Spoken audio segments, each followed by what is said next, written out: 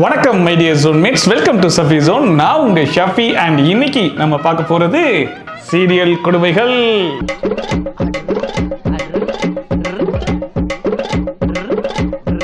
அந்த கிளைமாக்ஸ் தூக்கில போடு. Super idea.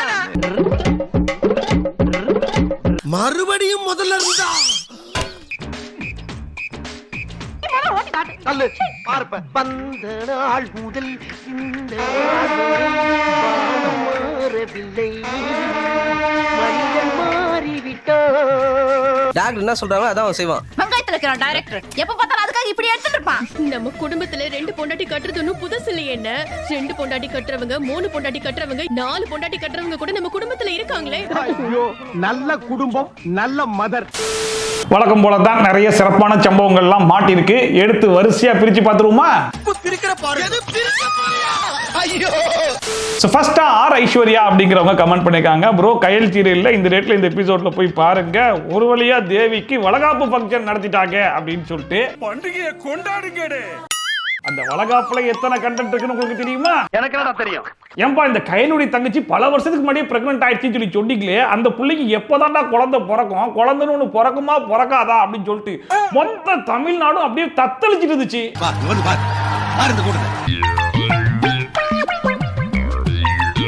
ஒரு வழியா நம்ம எல்லாரும் சேர்ந்து கத்தெல்லாம் டைரக்டர் சாரோட காதலியே கேட்டுருச்சு போல இருக்கு. அவரும் மனசு இறங்கி ரீசெண்டா தேவிக்கு ஒரு வளகாப்பு ஃபங்க்ஷனையும் நடத்திட்டாப்ல. ஐயோ ஐயோ, நான் என்ன செய்வேன், யார்கிட்ட போய் சொல்லுவேன் ராமா ஐயா.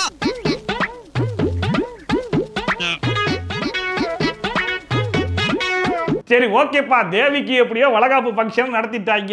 வளகாப்பு ஃபங்க்ஷன் எப்போ நடத்துவாங்க? 7வது மாசம் இல்லை 9வது மாசத்துல நடத்துவாங்க. எப்படி கூட்டி கழிச்சு பார்த்தாலும் அவங்க கணக்குப்படியே வந்தாலும் எப்படி ஒரு 6 மாசத்துக்குள்ள குழந்தைய பெற்று நம்ம கண்ணில் காமிச்சிருவாங்க அப்படிங்கிற மாதிரி நீங்க நம்புனீங்கன்னா காலிக்கப்பா கொடுத்துருக்கானே ஏப்ரல் ஃபூல் கொஞ்சம் கஷ்டம்தான். ஏன்னா தேவிக்கு வளகாப்பு ஃபங்க்ஷன் நடத்துறது இதுதான் ஃபர்ஸ்ட் டைமான்னு சொல்லி கேட்டீங்கன்னா இதுதான் ஃபர்ஸ்ட் டைம். பட் இதுக்கு முன்னாடியே இந்த மாதிரி ஒரு சம்பவம் நடந்திருக்கு. இந்த மாதிரி ஒரு நிகழ்ச்சி இதுக்கு முன்னாடி நடந்திருக்கா? இந்த மாதிரி நிகழ்ச்சி இதுக்கு முன்னாடி நிறைய நடந்திருக்குது, ஆனா இதுதான் ஃபர்ஸ்ட் டைம்.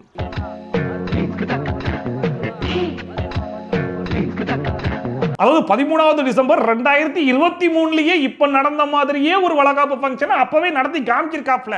அப்பயும் மக்கள் எல்லாரும் சேர்ந்து சரி ரைட்டு ஒரு வழியா வளகாப்பு ஃபங்க்ஷன் நடத்திட்டாப்ல. எப்படியும் ஒரு 6 மாசம் இல்ல 1 வருஷத்துக்குள்ள தேவிக்கு குழந்தை பிறந்துடும். அந்த குழந்தைய நம்ம கண்ணால பார்த்துட்டு நம்ம போய் சேர்ந்துடலாம் அப்படிங்கிற மாதிரி எல்லாரும் நினைச்சுக்கிட்டு இருக்கும் போது 2 வருஷம் கழிச்சு மறுபடியும் தேவிக்கு வளகாப்பு ஃபங்க்ஷன் தான் நடத்திக்கிட்டு இருக்காப்ல. மறுபடியும் முதல்ல இருந்தா ஸோ இப்போ இருந்து 2 வருஷம் கழிச்சு குழந்தை எதிர்பார்க்க முடியாது. மறுபடியும் ஒரு வளகாப்பு ஃபங்க்ஷனை வேணா நம்ம எதிர்பார்க்கலாம். யாராச்சும் தேவியோடைய குழந்தைய பார்த்தரலான்னு கனவு கண்டுட்டு இருந்தீங்கன்னா அந்த கனவெல்லாம் குழி தோண்டி புதைச்சு விட்டுருங்க.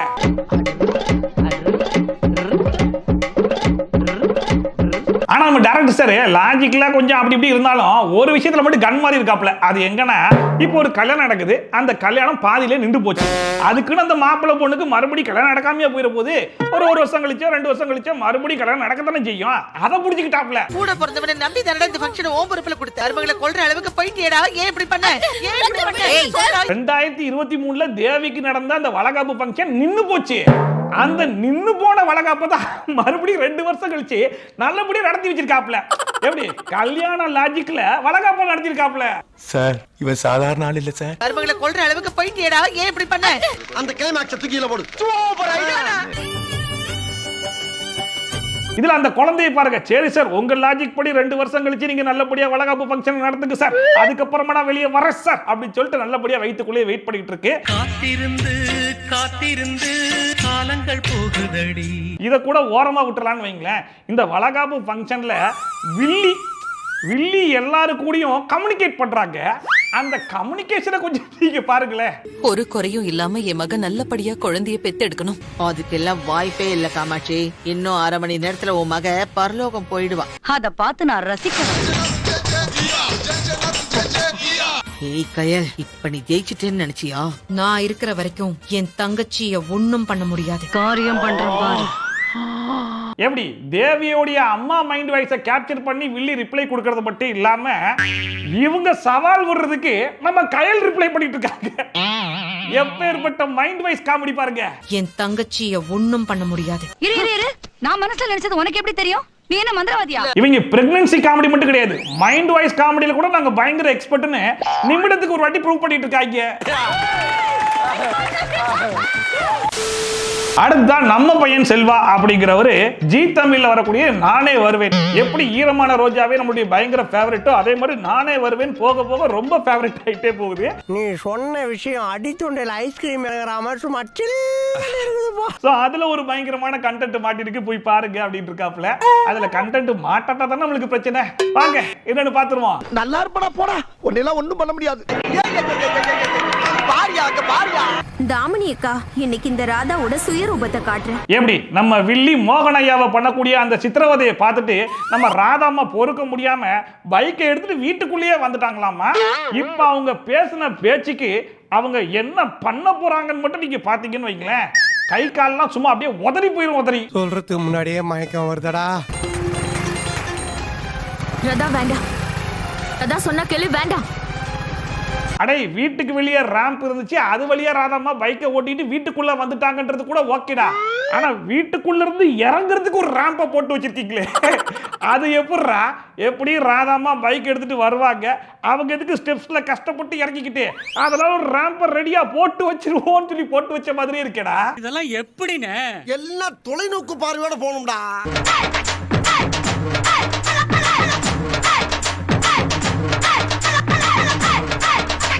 அதுலயும் பாருங்க நம்ம ராதாமா பைக்கை விட்டு இறங்குறதுக்கு ஒரு ரேம்பை போட்டு வச்சிருக்காங்க. வில்லிக்கு பின்னாடி இருக்கிற ஸ்டெப்ஸ்ல அந்த மாதிரி எதுவும் இல்ல. இப்ப வில்லி குடுகுடுன்னு ஓடி போய் மேல ஏறி நின்னுக்கலாம். ராதாமா வந்து இப்ப என்ன பண்றது அப்படிங்கிற மாதிரி முழிக்க ஆரம்பிச்சிருவாங்க. ஆனா நம்ம வில்லி அப்படி பண்ணுவாங்களா? அது அனாவசியம்.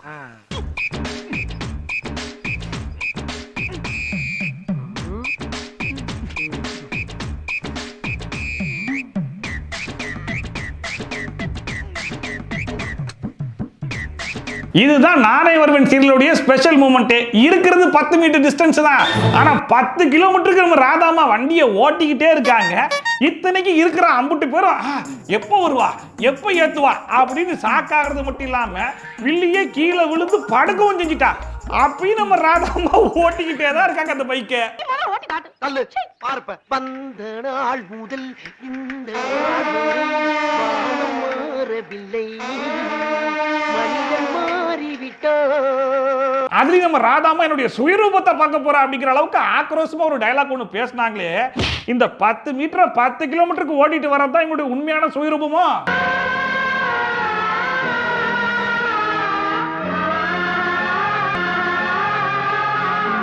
சரி ஓகேங்க, எல்லாத்தையும் கூட மன்னிச்சு விட்டுறலாம்.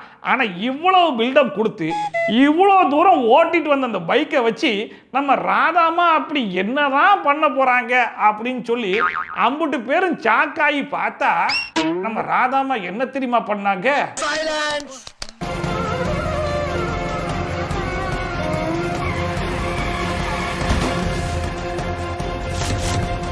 இந்த பிரேக்கை நீ வீட்டுக்குள்ள வந்து போடுறதுக்கு வீட்டு வாசல்லையே போட்டிருந்தா ஒழுங்கா பார்க்கிங்லயே பைக்கை விட்டு வந்திருக்கலாம்ல. இதுக்கு எதுக்கு நீ வீட்டுக்குள்ள வரைக்கும் பைக்கை கொண்டு வந்து வில்லி கிட்ட 1/4 மணி நேரமா வண்டியை ஓட்டி அவ கிட்ட தான் போய் போடணுமா அந்த பிரேக்கை? இதுக்கு ஒரு எபிசோடு தேவைப்படுது உங்களுக்கு. டாக்டர் என்ன சொல்றாங்களோ அதான் செய்வான். வெங்காயத்துல இருக்கிற டைரக்டர் எப்ப பார்த்தாலும் அதுக்காக இப்படி எடுத்துட்டு இருப்பான். ஆக மொத்தத்துல மோகனையா ஒரு ரகம்னா அதுக்கு ஈக்குவலான ஒரு ரகம் தான் இந்த ராதா.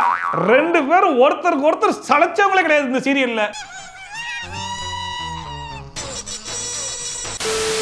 அடுத்ததான் பெலிசிட்ட ரேணி அப்படிங்கிறவங்க கமெண்ட் பண்ணியிருக்காங்க, ப்ரோ ஜி தமிழ்ல வரக்கூடிய இந்த சீரியல்லையும் அதே சேனல்ல வரக்கூடிய இன்னொரு சீரியல்லையும் போய் பாருங்க, 2 சேனல்லையும் கல்யாணத்தை வச்சு சிறப்பான சம்பவத்தை பண்ணி வச்சிருக்காங்க, அதை கொஞ்சம் என்னன்னு பாருங்க அப்படிங்கிற மாதிரி போட்டிருக்காப்ல. சிறப்பான சம்பவம் தான், பார்த்துருவோமா?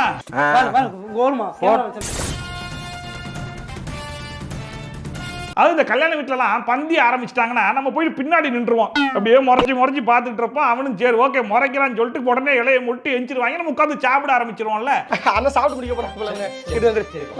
அந்த மாதிரியே கல்யாண வீட்டுல கல்யாண மாப்பிள்ளைக்கு பின்னாடி ஒருத்தன் கல்யாண மாப்பிள்ளை கெட்டப்பல நிக்கிறான் பாருங்க. நீ என்னடா பெரிய மாப்பிள மாதிரி பட்டு வேட்டி பட்டு சட்டையெல்லாம் போட்டு சுத்துற? மணவரையில உட்கார்ந்து மகேஸ்வர் கழுத்துல தாலி கட்ட போறது நான் தாப்பா. சார் யார் தெரியுமா? கல்யாண மாப்பிள்ளையுடைய துணை மாப்பிள்ளையா. துணை மாப்பிள்ளைக்கு மாப்பிள்ளை மாதிரி ட்ரெஸ் பண்ணி சும்மா ஜம்முன்னு நிக்க வைப்பாங்கன்ற வரைக்கும் நம்ம பார்த்திருக்கோம். ஆனா மாலை வரைக்கும் மட்டும் போட்டு நிக்க வைப்பீங்க. இதாங்க இந்த காலத்து ஃபேஷன். இந்த காலத்து ஃபேஷன் அப்படினா வெரி குட் ஃபேஷன் தான். வெரி குட்ங்க.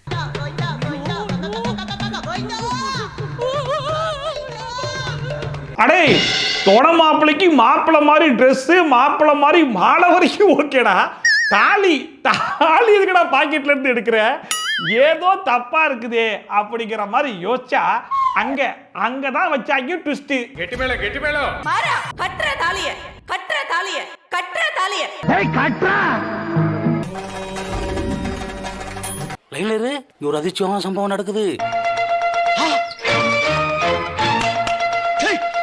நம்ம ஜெயிச்சிட்டோம் மாறா அப்படிங்கிற மாதிரி துணை மாப்பிள்ளையா வந்தவன் தாலி எடுத்து பொண்ணு கழுத்துல கட்டி கடத்துல அவன் மாப்பிள்ளை ஆயிட்டான். ஆனா மாப்பிள்ளன் வந்து உட்கார்ந்தவன் கடத்துல வேடிக்கை பார்த்துட்டு அவன் துணை மாப்பிள்ளையா மாறிட்டானாமா. எப்ப ஏற்பட்ட ட்விஸ்ட் பாத்தீங்களா?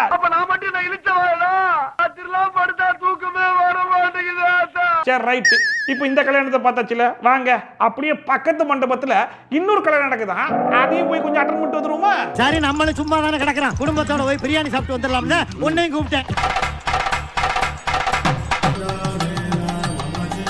எப்படி அங்கேயாச்சும் துணை மாப்பிள்ளைன்னு ஒருத்தர் நிக்க வச்சாங்க, அவன் தான் தாலி எடுத்து கட்டினான். ஆனா இங்க மாப்பிள்ளையாவே உட்கார வச்சிருக்காங்க, அந்த மாப்பிள்ளைக்கு துணையா ஒரு பொண்ணையும் கொடுத்துட்டாங்க.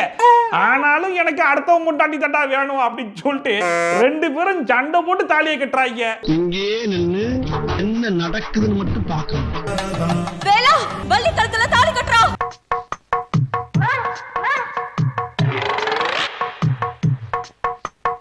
ஆக மொத்தத்துல எல்லா சீரியலும் ஃபாலோ பண்ற ஒரே ஒரு விஷயம் என்னன்னா, கல்யாணத்தை உருப்படியா பண்ணக்கூடாது. ஒண்ணு கல்யாண இடத்துல பொண்ணு ஓடி போயிடும், இல்ல மாப்பிள்ளை ஓடி போயிடுவான். பொண்ணுக்கு வேற ஒரு மாப்பிள்ளையை உடனே ரெடி பண்ணிடுவாங்க, இல்ல மாப்பிள்ளைக்கு வேற ஒரு பொண்ணை உடனே ரெடி பண்ணிடுவாங்க, அவங்க கூட கல்யாணம் பண்ணுவாங்க.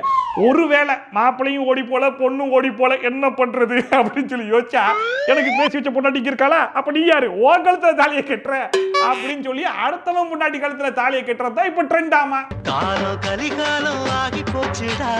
இதுக்கப்புறம் ஒருவேளை சீரியல்ல கல்யாண சீன்லாம் வந்து ஒருவேளை மாப்பிள்ளை பேசி வச்ச பொண்ணு கழுத்து தலை கட்டாருன்னு அம்படி படி சாக்காயிருவாங்க. என்னடா இது, பேசி வச்ச பொண்ணு கழுத்து தலை கட்டிட்டான், சரி ஓகே இது ஒரு கண்டென்ட்டா கொடுப்போம் அப்படின்னு சொல்லிட்டு, தலை பாத்தியா பேசி வச்ச பொண்ணு கழுத்துல தாலியை கட்டா மாப்பிள்ளை, இதுதான் கண்டென்ட் அப்படிங்கிற அளவுக்கு வந்தாலும் வந்துடும் போல இருக்கு. அட நீ வேற டைட்டிலே ரெடி. ஓடி போனவள் 9ஆம் நம்பர் அறை, வாழ பிறந்தவள் வழிக்கு விழுந்தவள், டைட்டில் ஓகேயா? அடுத்தா தனுஜா தானு அப்படிங்கிறவங்க கமெண்ட் பண்ணியிருந்தாங்க, சின்ன மருமகள் சீரியல்ல இந்த டேட்ல இந்த எபிசோட்ல போய் பாருங்க. சம்பவம்னா இதுதாங்க சம்பவம், குடும்ப பெருமையை சொல்றாங்க பாருங்க, அந்த பெருமையை கொஞ்சம் நீங்களே பாருங்க அப்படின்னு சொல்லி போட்டிருக்காங்க. பாப்போமா? நம்ம குடும்பத்துக்கு கௌரவம் தான் முக்கியம். அந்த தமிழ் செல்வியை வெட்டி விட்டுட்டு என் மகளுக்கும் சேதுவுக்கும் கல்யாணம் பண்ணி வைங்க. இப்ப இங்க வில்லியுடைய அம்மாக்கு என்ன ஒரு ஆசைனா, அந்த வில்லி பொண்ணை ஹீரோக்கு கல்யாணம் பண்ணி வைக்கணும் அப்படின்னு ஒரு ஆசை. ஆனா ஹீரோக்கு தான் ஆல்ரெடி கல்யாணம் ஆயிடுச்சே அப்படின்னு சொல்லி கேட்டீங்கன்னா அது ஒன்றும் பிரச்சனை கிடையாது, எப்படியாச்சும் கல்யாணம் பண்ணி வைக்கணும். இப்ப அந்த கல்யாணத்தை பண்றதுக்காக வில்லியுடைய அம்மா ஒரு பிளான் ஒண்ணு போட்டிருப்பாங்க. என்னமா பண்ற? வளையெல்லாம் கழட்டி கீழே போட்டுரு. எஸ், நம்ம ஹீரோ வில்லியை கெடுத்துட்டாரு அப்படின்னு சொல்லி பொய்யா கிளப்பி விட்டது மட்டும் இல்லாம, நம்ம ஹீரோவுடைய அப்பா கிட்ட, அதாவது அந்த வில்லியுடைய சொந்த அண்ணன் கிட்டயே நேரா வந்து நியாயம் கேட்கிற நியாயம் அப்படிங்கிற பேர்ல அவங்களுடைய குடும்ப பெருமையை சொல்லி ஒரு நியாயம் ஒண்ணு கேட்டிருப்பாங்க பாருங்க. சும்மா கதற கதற கதற கதற கதற கதற கதற கதற அழுவிக்கிறீங்களா? என் மகளை 2ஆம் தரமா சேதுவுக்கு கல்யாணம் பண்ணி வைங்க. நம்ம குடும்பத்துல 2 பொண்டாட்டி கட்டுறது ஒன்னும் புதுசு இல்லையே. என்ன 2 பொண்டாட்டி கட்டுறவங்க, 3 பொண்டாட்டி கட்டுறவங்க, 4 பொண்டாட்டி கட்டுறவங்க கூட நம்ம குடும்பத்துல இருக்காங்களே. நம்ம குடும்பத்துக்கு கௌரவம் தான் முக்கியம். நானே என் வாழ்க்கையில எத்தனையோ பெருமையெல்லாம் கேட்டிருக்கேங்க, ஆனா இப்படிப்பட்ட ஒரு குடும்ப பெருமையை, அது பெருமைக்கே பெருமை சேர்க்கிற அளவுக்கு இப்படிப்பட்ட ஒரு பெருமையை இப்பதான் ஃபர்ஸ்ட் டைம் கேட்கிறேன். இத்தனைக்கும் இவங்க சித்தப்பா கிட்ட நியாயம் கேட்கிறன்ற பேர்ல அவங்களுடைய பெருமையும் கேட்பாங்க பாருங்க. என்ன சித்தப்பா நீங்க சொல்லுங்க, உங்க அப்பாவுக்கு எத்தனை சம்சாரம்? என்ன என்னைய தேடுறாங்க? ஏமா இப்பதெல்லாம் சொல்லுங்க சித்தப்பா. 3 சம்சாரம் இருந்துச்சுமா. அப்புறம் என்ன சித்தப்பா? என்னது? இதுதாண்டா குடும்பம், இதுதாண்டா பெருமை, இந்த குடும்பத்துக்கு தாண்டா நல்ல குடும்பம் பல்கலைக்கழகம்ன்ற அவார்டெல்லாம் தூக்கி கொடுக்கணும் அப்படிங்கிற அளவுக்கு பெருமையை தூக்கு பிடிச்சிரும் போல இருக்கு. அந்த அளவுக்கு பெருமையா பேசுனது மட்டும் இல்லாம அந்த பெருமையை பேசும்போது அவங்க கண்ணை கொஞ்சம் பாருங்களேன். அன்னைக்கு நான் இவர் முகத்துல ஒரு தேஜஸ பார்த்தேன். எதையோ சாதிச்ச ஒரு சந்தோஷம் இவர் கண்ணுல எனக்கு தெரிஞ்சது. மேல என்ன நடந்ததுன்னு கேட்டேன். 2 பொண்டாட்டி கட்டுறவங்க 3 பொண்டாட்டி கட்டுறவங்க 4 பொண்டாட்டி கட்டுறவங்க கூட நம்ம குடும்பத்துல இருக்காங்களே. இவர் சொன்னதை கேட்டதும் என் உடம்பெல்லாம் நடுங்கிடுச்சு. இப்ப அந்த மாப்பிள்ளைக்கு இவங்களுடைய வில்லி பொண்ணை மட்டும் கிடையாது, எக்ஸ்ட்ராவா 2 பொண்ணை கட்டி வைக்கிறது கூட எலிஜிபிலிட்டி இருக்குது. ஏன்னா இவங்களுடைய ரூல் அப்படி சொல்லுதா இல்லையா? 2 இல்ல 3 இல்ல 4 வரைக்கும் எங்களுடைய குடும்ப பெருமையில இருக்குது அப்படிங்கிற மாதிரி ரெஜிஸ்டர் பண்ணிருக்காங்களே. 4 பொண்டாட்டி கட்டுறவங்க கூட நம்ம குடும்பத்துல இருக்காங்களே. அண்டர்லைன். சோ அந்த கல்யாணத்துக்கு கூட இந்த வில்லியாமாவே முன்னாடி 2 பண்ணா கூட ஆச்சரியப்படுறதுக்கு இல்ல. ஐயோ, நல்ல குடும்பம், நல்ல மதர். அடுத்தா ரிஷா தருண் அப்படிங்கிறவங்க கமெண்ட் பண்ணியிருந்தாங்க, ப்ரோ சன் டிவியில் வரக்கூடிய ஆனந்த ராகம் அப்படிங்கிற சீரியல்ல இந்த இடத்துல இந்த எபிசோட்ல போய் பாருங்க, பேயை வச்சு ஒரு பயங்கரமான காமெடி ஒன்று பண்ணியிருக்காங்க அப்படின்னு சொல்லிட்டு. பேயா சரி வாங்க, பேயை வச்சு அப்படி என்னதான் பண்ணியிருக்காங்கன்னு பார்த்துருவோம். இல்லடா பேய்க்கு பயப்படாத எவனாச்சிருக்கானா? அப்ப அதான்டா அடுத்த சீன். இவங்களை எல்லாம் நீ அடிச்சிட்டு அண்ணன் வந்து பேய் அடிச்சாருன்னு கதை சொல்றியா நீ? இப்ப எங்கடி போச்சு அந்த பேய்? அதாவது வீட்டுல இருக்கிற எல்லாரையுமே இந்த புள்ள முக்காடு போட்டு அடிச்சது மட்டும் இல்லாம வீட்டுக்குள்ள பேய் இருக்கு அப்படிங்கிற மாதிரி ஒரு பொருளையை கிளப்பி விட்டுருச்சு. இந்த வீட்ல பேய் இருக்கு. இப்ப அங்க எல்லாருமே சேர்ந்துட்டு பேயா, பேய் எங்க இருக்கு, பேய் ஒண்ணு அப்படி இருக்கிற மாதிரிலாம் தெரியலையே அப்படிங்கிற மாதிரி கேட்ட உடனே இந்த புள்ள பேயை வர வச்சுச்சு. அந்த பேயை கொஞ்சம் பாருங்களேன்.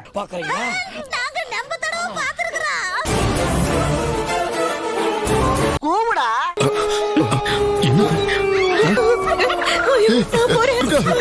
எப்படி 350 ரூபாய்க்கு தம்மா துண்டு ஒரு ப்ளூடூத் ஸ்பீக்கரை வாங்கிட்டு வந்து அதை ஹாலில் வச்சு பேய் சவுண்டை போட்டு விட்ட உடனே அம்புட்டு பேரும் பேய் இருக்குன்னு செதறி ஓட ஆரம்பிச்சிட்டாங்களாமா. இதுக்கு பேர் எங்க அப்பத்தா சொல்லும் அடிக்கடி, எல்லாம் தாண்டா பேராண்டி கால கொடுமை. இத்தனைக்கும் அந்த புள்ள அந்த ஸ்பீக்கரை கொண்டு போய் வேற எங்கேயும்லாம் வைக்கல, இவங்க எல்லாம் கிராஸ் பண்ணி ஓடுறாங்கல்ல அதுக்கு ஆப்போசிட் தான் கீழே வச்சிருக்காமா. அது கூட கேட்காம பேய் தான் கத்து நம்பி அம்புட்டு பேரும் ஓடுறாங்களாமா. எப்பேற்பட்ட பேய் காமெடி பாருங்க. என்னையா இதெல்லாம்? எப்படி எப்படிலாம் ஃபீல் பண்றீங்க?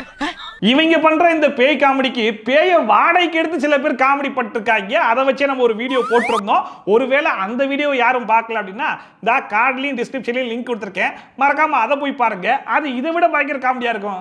படிச்ச பையன். சரி நீ சொல்ற. அடுத்தா சுரேஷ் சுயம்பு அப்படிங்கிறவர் கமெண்ட் பண்ணியிருந்தாப்புல, அண்ணா அண்ணம் அப்படிங்கிற சீரியல்ல இந்த டேட்ல இந்த எபிசோட்ல போய் பாருங்க, ஒருத்தர் ஒட்டு கேட்கிறாப்ல, அந்த ஒட்டு கேட்கிற அழக மட்டும் கொஞ்சம் பாருங்களே அப்படிங்கிற மாதிரி போட்டிருக்காப்ல. பாத்துருவோமா? அண்ணத்துக்கிட்ட தான் பேசிக்கிட்டு இருந்தேன், உள்ள ரொம்ப மனசு உடைஞ்சு பேசிச்சுப்பா. எப்படி கரெக்டா இவங்க 2 பேரும் இங்க வந்து தான் பேசுவாங்க அப்படிங்கிறத கரெக்டா மோப்பம் முடிச்சு கரெக்டா வந்து பிளேஸ் ஆகி அம்புட்டி ஒட்டு கேட்டாராமா. ஒட்டு கேட்கறதுல ஒருத்தன் PhD முடிச்சிருக்கான் அப்படின்னா அது இவராதான் இருப்பாரு போல இருக்கு. என்ன ரொம்ப புகழாதீங்க சார். அவன் தான் திருட்டு பையன் தெரியல சிலகளே. அதுலயும் பாருங்க, இவங்க 2 பேரும் பேசி முடிக்கிற வரைக்கும் அவர் கீழேயே படுத்து பதுங்கிருந்து ஒட்டு கேட்டிருந்தா கூட பரவாயில்லைங்க, பாதியிலேயே எட்டி பாக்குறாப்ல, அதுக்கப்புறமா எந்திரிச்செல்லாம் உட்காந்துட்டாப்ல. அப்ப கூட இவங்க 2 பேரும் கண்ணுக்கும் பின்னாடி ஒருத்தன் இருக்கிறான்றதே தெரியலையாமா. இதுக்கு எதுக்குடா அவர் பின்னாடி போய் படுத்திருக்கணும், முன்னாடியே கீழே படுத்து கிடந்தே ஒட்டு கேட்டிருக்கலாமே. ஐயோ மகனே, அத பத்தி யோசிக்கவே இல்லையே. அடுத்ததான் அருள்மொழி அப்படிங்கிறவங்க கமெண்ட் பண்ணியிருந்தாங்க, மாரி சீரியல்ல இந்த ரேட்ல இந்த எபிசோட்ல போய் பாருங்க, ஒரு படத்தை எடுத்து அப்படியே ஓட்டி வச்சிருக்காங்க அப்படின்னு சொல்லிட்டு. அது எந்த படம் என்ன சீன் பாத்துருவோமா? இவன் என்ன ஆக போறானோ? உங்க வீட்ல 5 லட்சம் ரூபாய் லஞ்ச பணம் இருக்கிறதா எங்களுக்கு புகார் வந்து வீட்டை சோதனை போடணும், நீங்க இந்த பக்கம் செக். Okay sir. இது அது இல்ல. ஒரே வெக்கையா இருக்கு, இந்த ஃபேனை கொஞ்சம் போட முடியுமா? கரண்ட் இல்ல போல இருக்கு சார். நீங்க இன்னும் போலையா? போயிடுறோம். இந்த சீன் எந்த படத்துல வரும் அப்படிங்கிறது பல பேருக்கு கண்டிப்பா தெரிஞ்சிருக்கும். ஒருவேளை ஒரு சில பேருக்கு தெரியல அப்படின்னா இத பார்த்து தெரிஞ்சுக்கோங்க. இங்க லஞ்சம் வாங்கி இருக்கிறதா எங்களுக்கு இன்ஃபர்மேஷன் வந்திருக்கு. உங்க வீட்ல 5 லட்சம் ரூபாய் லஞ்ச பணம் இருக்கிறதா எங்களுக்கு புகார் வந்து வீட்டை சோதனை போடணும்.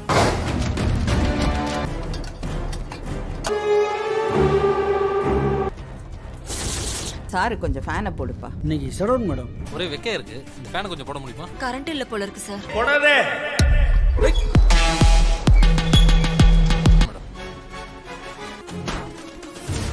ஃபேன்ல பணத்தை ஒளிச்சு வச்சு ரைடு வரவங்க சுவிட்ச போடும் போது கரெக்டா கரண்ட் போற வரைக்கும் சேம் தான். என்ன அவங்க கிளம்புறதுக்கு முன்னாடியே கரண்ட் ஆட்டோமேட்டிக்கா வந்து ஃபேன் ஓடி மாட்டிக்கிட்டாருன்னா அது பார்க்கிங்.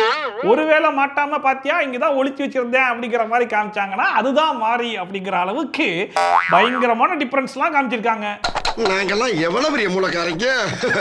சாணந்தா இன்னைக்கு வீடியோ இன்னைக்கு இந்த சீரியல் கொடுமைகளை பார்த்து கொஞ்சமா என்ஜாய் பண்ணிருப்பீங்க நம்புறேன். ஒருவேளை நீங்க என்ஜாய் பண்ணிருக்கீங்கன்னா அதை மறக்காம கமெண்ட் செக்ஷன்ல சொல்லுங்க. இதே மாதிரி ட்ரோல்ஸ் அண்ட் ரிவ்யூஸ்லாம் எனக்கு கண்டிப்பா பார்க்கணும்னு நினைச்சீங்கன்னா மறக்காம சப்ஸ்கிரைப் பண்ணிட்டு பக்கத்துல இருக்க பெல் ஐகானை டான் தட்டி விட்டீங்கன்னா நான் போடுற வீடியோ நோட்டிபிகேஷன் டான் டைமுக்கு வந்து சேர்ந்துரும். சோ மீண்டும் சூப்பரான வீடியோட சூப்பரான ரிவ்யூவோட சூப்பரான ட்ரோலோட உலன் சதிகாரன் bye from Shafi. Tata bye bye and take care.